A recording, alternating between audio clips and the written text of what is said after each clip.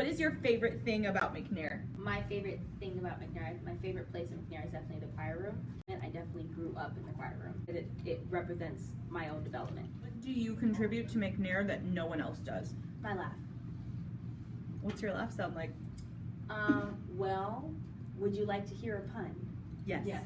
Okay, it's a bit of a long joke. So, Bob and Jerome are in the desert. They're walking in the desert doing anything, but they're all messed up. They've been walking for hours. They are tired. They're messed up. So then they're walking. Jerome's limping. So then they're walking, and so they come up to an oasis. And Bob's like, Jerome, look, there's an oasis. So then Bob starts running, but Jerome can't keep up. So then he's running, but then when he gets to the oasis, he starts getting shot. He's like, oh. Oh, wait, I see the part. So he's like, oh man, on the floor.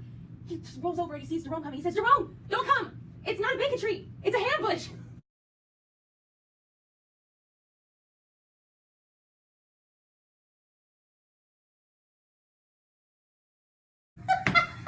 Oh my god! That is a good pun. There it is. There's a laugh. There it is. That's a good one. A ambush. That is great. Which McNair teacher should be president of the United States and why? Miss Lundenberg. I feel like she'd almost be like Obama and Hillary Clinton combined. If not Miss Lundenberg, I feel like Miss Peeps, if she had a personal assistant, because I know that she's a bit of a mess with her organization. Most of those teachers are pretty bad at that. What 3 goals do you want to achieve after you graduate, and how do you plan to achieve them? First, finish college, be a choir teacher. My profession, what I want to do, I want to be an actress. I want to completely make at least one really successful film, as in like write it, direct it, produce it, the whole thing. So, and then the third one would have to be like meet the entire Star Trek cast. I hope Patrick's still going strong. Tell me about a time that you were really, really proud of yourself and why. My first choir concert, I'm generally an emotional mess. At the end of the choir concert, I just kind of sat there and I had already kind of realized that like I started like loving choir. So I sat there and I was next to my best friend and I was like, look at how far we've come. I was just like crying for the rest of them and I was like, I did this. And then a more recent time at the back to school night, I was walking. So I saw this movie trailer and it inspired me to act on it. So I saw Mr. Davis, I was like, hi Mr. Davis. So it goes, fist pump. I was like, should I do it? And I did it. So I was like, dear shit! And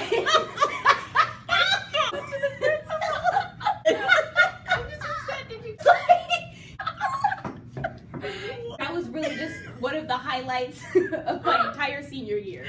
Tell me about a time that you suffered a disappointment and how you dealt with it. I kind of had a revelationary moment. Over the weekend was my sister's sweet 16, so I was like busy, but then Sunday we hung out with family, so I was busy until around like 5 o'clock. I got home and I'm basically, I see AP as addicted to procrastinating. I was, at home and I was like, I don't even know what this essay is supposed to be about. I, got out my binder, got out my AP Lit book. It ended up I couldn't finish my essay. Like it didn't have a conclusion. There were probably a lot of grammatical errors, but I had to turn in this essay. It hit me, I was like, I can't do this. Like I have aspirations to go to college, to be a choir teacher and a very good one. Like, okay, what are we gonna do? We're gonna plan times to do homework, to do specific people, that kind of thing, because I'm useless on my own, I know that, so yeah. Who is your role model and why? My mom and Jesus, they're always watching. Jesus, for obvious reason, I mean, he's Jesus. And then my mom, because I think she had me very young. She's like, okay, so I can't go to the college I wanted, but I can go to community college and get my degree and get that ready. And I can do this so that I'm not just sitting here doing nothing with my life. And then, one day I'm 30 with a kid and I've done nothing. So I think my mom is definitely a role model. I aspire to be like her when I grow up, so. What is one job you could never, ever do, and why? I could not be a plumber. Another one is like, I just couldn't be Hitler's right-hand man. I couldn't. That's horrible. Like, children? Like, how are you gonna do that to the kids? Like, that's too far. Yeah. What fact about you surprises people the most, and why? I think it's just the initial getting to know me. I think people like know me casually and they're like, oh yeah, she's a fun gal. But then I think there are also people that like have had it in a class and they're like, she's a fun gal. So Tell me about your best friend and what makes them special. my best friend is Michelle Ontiveros. Hey boo. A lot of things make her special. When I first met her and we were like getting to know each other and stuff like that, I thought she was lying all the time because there are so many things about us that are similar. So she was like, I was like, what's your favorite? She was like, what's your favorite color? I was like, oh, my favorite color is red. She's like, me too. So I was like, okay, coincidence. And then I was like, oh, what's your favorite number? 4? Mine too. And then like it just kept going that we had so many common interests. She's the Mexican me. Like Pretend you won the lottery. okay. What would you do with your first million and why? I definitely succumbed to the addiction of sugar. So I would definitely set aside some in the bank and then like lock it and only my mother could open it. And then hopefully like she wouldn't die because then It's got dark real This took a turn. yeah, wow. Let's hope you wouldn't spend a whole million on candy. If you were the ruler of your own country, what would be the first law that you would introduce and why? First would be like the police system.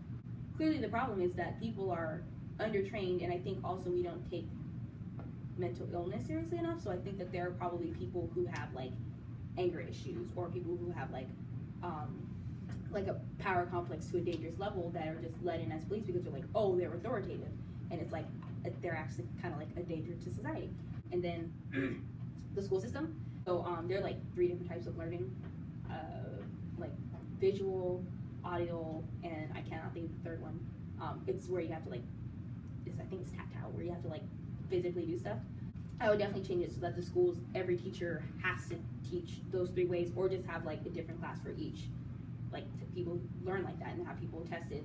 And then the third one, a big thing for me is like eating habits, because I know people are always like, oh, I want to be healthy, I'm gonna start exercising, but actually the way you eat impacts your health way more. I don't want to support the way that they treat animals, so then I'm a vegetarian. If you could get away with one crime, would you? And what would that crime be? If I could just like permanently be able to like enter anywhere for free, you know what I mean? I'd be going to Beyonce concerts, I'd be going to museums, I'd be going to like classical music concerts, I'd be going to like the Olympics. Yeah. What single message would you send to an advanced alien species and why? If you're going to come to Earth, just know humans can be impulsive and humans can be stupid, but there are some people who won't budge, and there are a lot of people who are reasonable, and you just have to find those people. So live long and prosper. Awesome. Just because it's Good sneak in there. Good. And you're walking home and you're bit by a supernatural being. Would you want to turn into a vampire or a werewolf, and why? werewolf. Just A, I don't want to live forever, and B, like by the whole lore, like I don't want to live forever. Werewolves, they don't live forever. I would love to be a dog. A wolf too. That's just awesome. And then you get to like run super fast in nature. You have fur. And then That's they all great. look like Jacob Black, right? So, all right. Thank you.